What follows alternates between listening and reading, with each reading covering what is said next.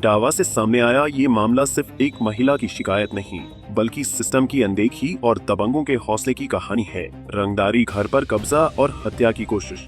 आरोप इतने गंभीर हैं कि सुनकर रूह कांप जाए। पीड़िता अब सीधे वरिष्ठ पुलिस अधिकारियों के दरवाजे पर न्याय की गुहार लगा रही है।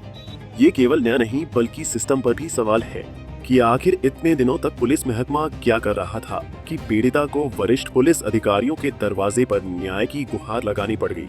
जब घर पर कब्जा हो जाए, रंगदारी मांगी जाए और विरोध करने पर पति की जान लेने की कोशिश की जाए, तो सवाल सिर्फ अपराध का नहीं, सुरक्षा का बन जाता है। इटावा के गाड़ीपुरा मोहल्ले से आई यह घटना कई गंभीर पहलुओं को उजागर करती है। दरअसल इटावा से एक गंभीर मामला सामने आया है, जिसमें एक महिला ने अपने परिवार के साथ रंगदारी मांगने, घर पर जबरन कब्जा करने और पति की हत्या का प्रयास किए जाने का आरोप लगाया है। पीड़िता ने इस संबंध में वरिष्ठ पुलिस अधीक्षक को प्रार्थना पत्र देकर न्याय की गुहार लगाई है। महिला ने बताया कि मैं थाना कोतवाली क्षेत्र के गाड़ीपुरा मोहल्ले की रहने वाली हूँ। उसने आरोप लगाया कि कुछ दबंग लोगों द्वारा उसके घर पर जबरन कब्जा कर लिया गया है। इतना ही नहीं, अब उससे रंगदारी की मांग की जा रही है। आरोप है कि दबाव बनाने के लिए परिवार को डराने धमकाने जैसी हरकतें की जा रही हैं। महिला ने अपने प्रार्थना पत्र में बताया कि 14 जनवरी 2026 को उसका पति अपनी दुकान पर मौजूद था। तभी सभी आरोपी एकजुट होकर वहां पहुंचे और गाली गलौज करते हुए रंगदारी मांगने लगे। जब पति ने इसका विरोध किया और मकान खाली करने को कहा, तो आरोपियों ने मारपीट शुरू कर दी। इस दौरान गला दबाने और जान से मारने की कोशिश की गई, जिससे पति गंभीर रूप से घायल हो गया। इसके बाद में अस्पताल में कराए गए चिकित्सकीय परीक्षण में गंभीर चोटें और हड्डी टूटने की पुष्टि हुई। ये है कि काफ़ी दिन से मेरे हस्बैंड को धमकी दी जा रही थी और हम घर की औरतों के लिए, हमारे लिए ये कहा जा रहा था, शरद यादव, सुरेश यादव ये कह रहे थे कि अपनी औरतों को भेजो तो हम तुम्हारा घर खाली कर देंगे, जो कि कब्जा करे हुए हैं। किराए पे दिया था हम लोगों ने। कब? थोड़ा टाइम हो गया है, अभी इस समय में वो नहीं है, लेकिन 1 महीने के लिए मांगा था, हम लोगों ने दे दिया। मोहल्ले गली की बात थी इसलिए। फिर उन्होंने लास्ट में आके जब हमें दिक्कत हुई, हमारे घर में दिक्कत हुई, तो मेरे बड़े भाई साहब उन्होंने ये कहा कि चलो बाहर रह लो जाके, और उनसे कहना खाली कर दो। जब हम लोगों ने खाली करने के लिए कहा तो उन्होंने मना कर दी साफ कि हम कब्जा करेंगे और अगर कुछ चाहते हो तो फिर तुम अपनी औरत को भेजो। और राह चलते उन्हें कई दिनों से परेशान कर रहे थे। गली मोहल्ला होने के नाते हमने, हमारे बड़े भाई साहब ने उन्हें बहुत समझाया, इनको समझाया कि कोई भी ऊंच नीच मारपीट वाली बात मत करना, लेकिन वो नहीं माने। इनकी, हमारे बड़े भाई की दुकान पे जो ये 200-300 पे काम करते हैं, उन वहाँ आके, जो कि मेरे पास क्लिप भी है, उन लोगों ने सरेआम बीच चौराहे पे मेरे हस्बैंड को मारा है। पीड़िता का आरोप है कि घटना के बाद जब उसने थाने में शिकायत दर्ज कराई, तो पुलिस ने पूरे मामले को गंभीर अपराध मानने के बजाय सामान्य मारपीट की धाराओं में दर्ज कर लिया। महिला का कहना है कि इससे आरोपियों के हौसले बढ़ गए हैं और वे लगातार परिवार को जान से मारने की धमकियां दे रहे हैं। पीड़िता ने आशंका जताई है कि अगर समय रहते सख्त कार्रवाई नहीं की गई, तो उसके परिवार के साथ कोई भी अप्रिय और बड़ी घटना हो सकती है। उसने वरिष्ठ अधिकारियों से मांग की है कि मामले की निष्पक्ष जांच कर आरोपियों के खिलाफ कड़ी धाराओं में मुकदमा दर्ज किया जाए।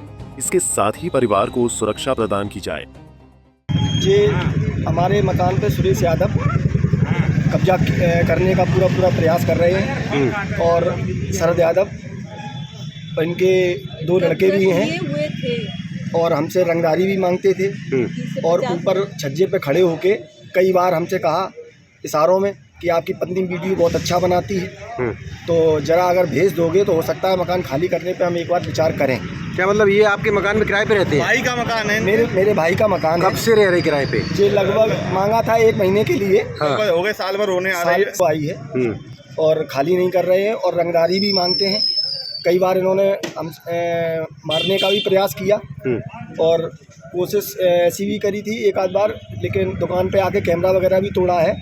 कई और हजारों तो गालियां दी हैं। आपकी दुकान कहाँ पर है, क्या करते हो? तहसील चौराहे पे है, जिसको इन्होंने बलदेव चौराहा घोषित करने की कोशिश की है। कप्तान साहब मैं आया था और चाचा को हमारे सुरेश यादव ने बहुत भयंकर मारा है। किस बात को लेके, क्या वजह थी, क्या कब से ये झगड़ा चल रहा है? ये झगड़ा काफ़ी दिनों से चल रहा है। जो सुरेश यादव हैं, एक बुजुर्ग के नाते, उन्होंने 60-65 साल के नाते इतना मारा सुरेश यादव ने, और शरद यादव ने उनके तीनों बेटों ने इतना मारा, भयंकर मारा है। किस बात को लेके? किस बात को लेके? मकान के लिए लेके। और आपको क्या क्या बताएं, हम क्या क्या बताएं। रसूखदार इतने हैं, पैसा इतना है, अवैध पैसा इतना है, समझ में नहीं आता है। इतना पैसा है, होटल बन गई, व्यवस्थाएं बन गई, इतना पैसा कहाँ से ले आए हैं? हम तो कह रहे सरकार इनकी जांच करे। वो पूरी चीज बताओ, किस बात को लेकर लड़ाई झगड़ा हुआ? मकान के लिए मारा है। मकान इन्होंने कहा मकान खाली करिए, मकान खाली करने पे नहीं आ रहे। वो इनके मकान में किराए पे रहते? मैं यादव हूँ, तुम जानते हो मुझे। वो इनके मकान में किराए पे रह रहे? मेरा मकान है, ये हमारे चाचा है। इन्होंने कब से किराए पे रह रहे थे? किराए पे नहीं रह रहे थे, किराए पे नहीं दिया मैंने उनको कोई मकान। मैंने 1% मकान किराए पे नहीं दिया। वो तो उन्होंने हमसे ये कहा कि मकान हमें रहने के लिए दे दीजिए, अवैध। और मुझे फोन करके रंगदारी मांगते हैं शरद यादव।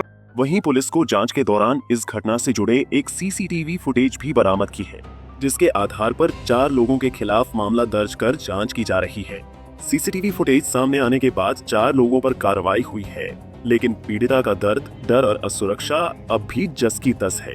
ये मामला दिखाता है कि अपराध सिर्फ वारदात से नहीं, बल्कि कार्रवाई में देरी से भी जन्म लेता है। एक और गंभीर आरोप, टूटी हड्डियां और जानलेवा हमला। दूसरी ओर शुरुआती स्तर पर हल्की धाराएं। इटावा का ये मामला साफ करता है कि जब तक सख्ती समय पर न हो, तब तक दबंगों के हौसले टूटते नहीं। पंजाब केसरी टीवी के लिए इटावा से अरवीन की रिपोर्ट। हमसे जुड़े रहने के लिए हमारे YouTube चैनल को सब्सक्राइब करें और नई वीडियो की नोटिफिकेशन के लिए बेल आइकॉन को दबाएं।